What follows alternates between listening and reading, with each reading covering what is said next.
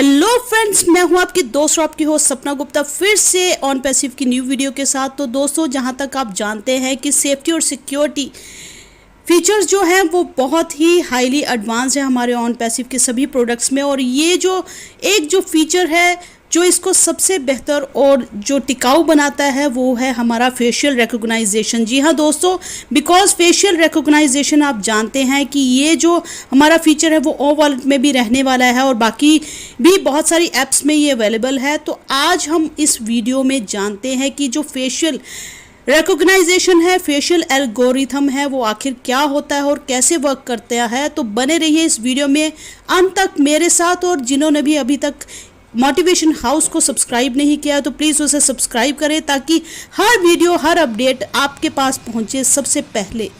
तो दोस्तों, facial recognition जो बहुत ही एडवांस फीचर है और ये काम करता है फेशियल एल्गोरिथम पर। जी हाँ दोस्तों, in terms of facial matching, जी हाँ, एक ऐसा जो चेहरा है वो आपका पहचान प्रणाली है, एक ऐसी तकनीक है जो एक डिजिटल छवि और चेहरे के डाटाबेस के खिलाफ एक ऐसा उसके ही अनुरूप एक ऐसा वीडियो फ्रेम से मानव चेहरे का मिलान करने में सक्षम रहता है। It is a technology capable of matching a human face from a digital image or a video frame against a database of faces, typically employed to authenticate users through ID verification services, work by pinpointing and measure facial features from a given image। दोस्तों घबराइए नहीं, मैं सारी ये जो video है हिंदी में भी बताऊंगी। 1960 के दशक में इसका विकास हुआ एक कंप्यूटर के ऐप के रूप में। आजकल आप इसको बहुत बड़ी मात्रा में इस्तेमाल करते हैं अपने स्मार्टफोन्स में और बाकी टेक्नोलॉजी में, सच एज रोबोटिक्स।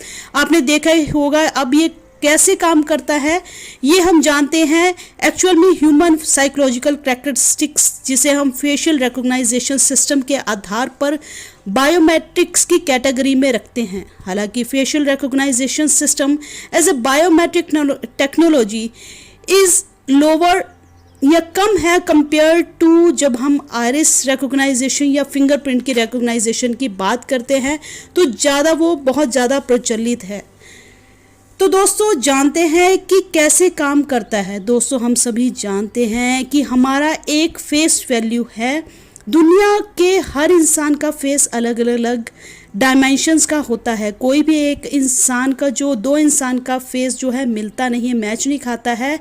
और अगर वो मैच भी खाता है फिर भी उनके डायमेंशंस में कुछ ना कुछ अंतर रहता है, जो कि कभी भी फिंगरप्रिंट्स की तरह सेम नहीं होते हैं, चाहे फिर वो आपकी फ़ोटो, वीडियो या फिर रियल टाइम डाटा क्यों ना हो।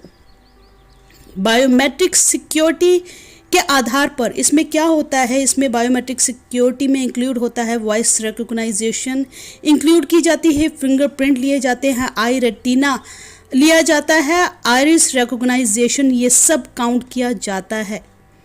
जैसे कि दोस्तों आप लोग देखते ही होंगे, आपने देखा ही होगा कि आप मोबाइल हाथ में लेते हैं और वो डायरेक्ट अनलॉक हो जाता है। उसमें ना तो आप कोई पासवर्ड या कोड या कोई भी इनपुट नहीं डालते, बट आप हाथ में लेते ही वो ओपन हो जाता है, अनलॉक हो जाता है। तो दोस्तों, ये सारा काम जो होता है वो आई रिकॉग्नाइजेशन के थ्रू ही हो जाता है। अभी let's understand how it works. चलिए जानते हैं कि आखिर ये काम कैसे करता है। दोस्तों, इसका स्टेप 1 जो है, पहला जो कदम है वो है फेशियल डिटेक्शन का। दोस्तों, सबसे पहले तो कि उस फेस को डिटेक्ट किया जाता है, चाहे जिसको आपको डिटेक्ट करना है, जिस भी फेस को डिटेक्ट करना है, वो चाहे एक अकेला फेस हो या फिर एक भीड़ का हिस्सा। सबसे पहले तो ये वो उस फेस को डिटेक्ट करता है। आपने दोस्तों बहुत बार देखा होगा कि चाइना पुलिस जो है वो इस टेक्निक का यूज़ करती है। वो जो ग्लासेस पहनते हैं, स्पाई ग्लासेस पहनते हैं, तो उनके गोगल्स में क्या होता है दोस्तों, उनके गोगल्स के अंदर एक टेक्निक जो है वो फिट होती है और उसके आधार पर, उसी के ही आधार पर दोस्तों वो जो हैं वो भीड़ में भी ये पहचान लिए जाते हैं इस एआई टेक्नोलॉजी के बेस पर कि जो कौन सा शख्स है वो क्रिमिनल है या किस भीड़ में किस शख्स ने लॉ ब्रेक किया है, तो उसको वो जाके टारगेट करते हैं और भीड़ से अलग करके उसको जो है उस पर कार्रवाई शुरू कर देते हैं। तो दोस्तों दूसरा जो हमारा स्टेप है, इसका जो दूसरा कदम है वो फिर क्या करता है हमारा AI बेस्ड टेक्नोलॉजी, फेस का जो हमने गिवन फेस है उसका एनालाइज करना शुरू कर देता है।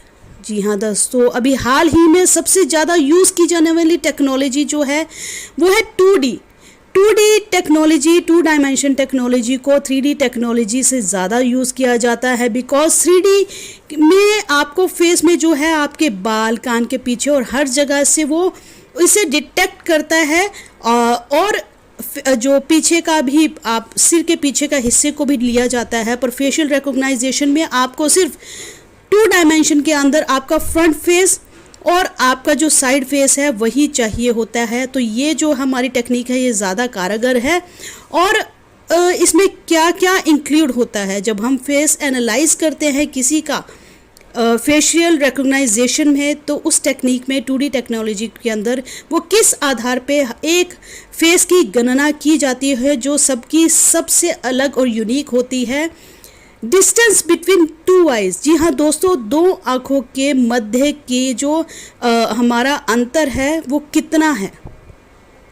दूसरा क्या है, depth of your eye sockets. हर एक जो हमारा आई का एक सॉकेट होता है उसका एक अपना गहराव होता है, उस आई सॉकेट में वो कितनी डेप्थ है वो सबकी यूनिक रहती है, वो देखी जाती है। Distance between your forehead to chin, जी हाँ दोस्तों, आपका जो माथे से लेके आपकी जो चिन है, आपकी जो ठुड्डी है, वहाँ तक का जो माप है वो लिया जाता है और वो सबका जो है यूनिक रहता है।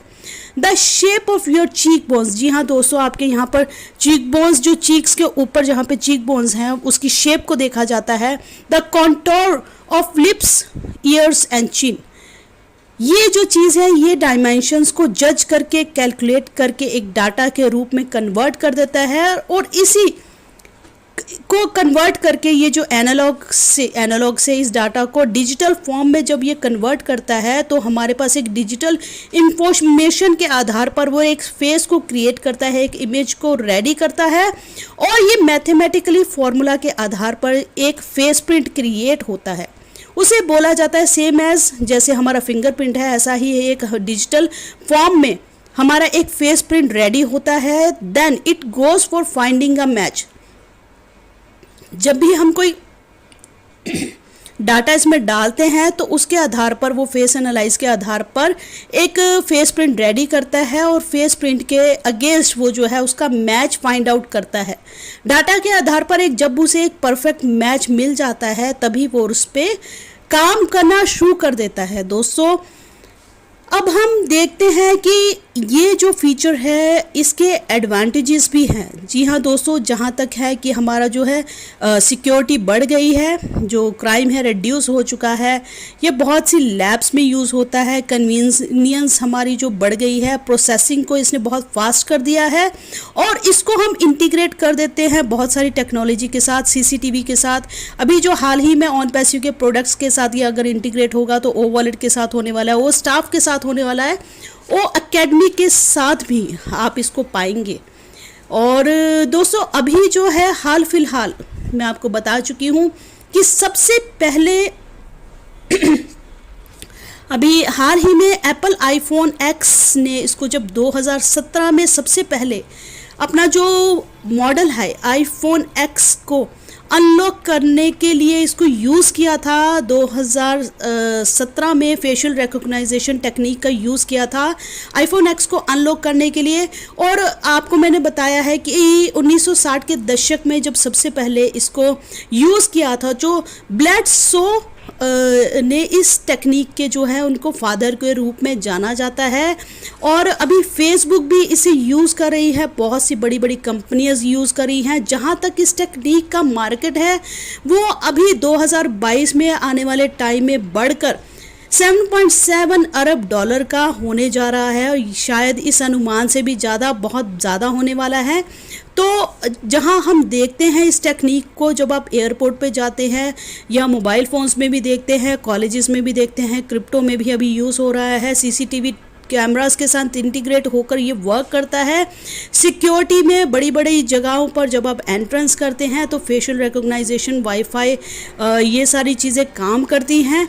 क्राइम को डिटेक्ट करने के लिए बड़े बड़े स्टोर्स में कोई भी अवेलेबल नहीं होता, वहाँ पर यही कैमरास जो हैं ये काम करते हैं। वेबसाइट्स पर, सोशल मीडियाज़ पर, कंपनीज़ पर, बड़े बड़े धार्मिक स्थलों पर, चर्चेज़ में, एयरपोर्ट में, एयरलाइंस में लापता लोगों को ढूंढने के लिए ये जो टेक्निक है बहुत कारगर सिद्ध हो रही है। तो थैंक यू सो मच दोस्तों। कमेंट सेक्शन में ज़रूर बताइएगा कि ये वीडियो आपको मेरी कैसी लगती हैं। तो मिलते हैं ऐसी नॉलेजफुल वीडियो के साथ दोबारा, तब तक के लिए दीजिए इजाज़त। नमस्कार।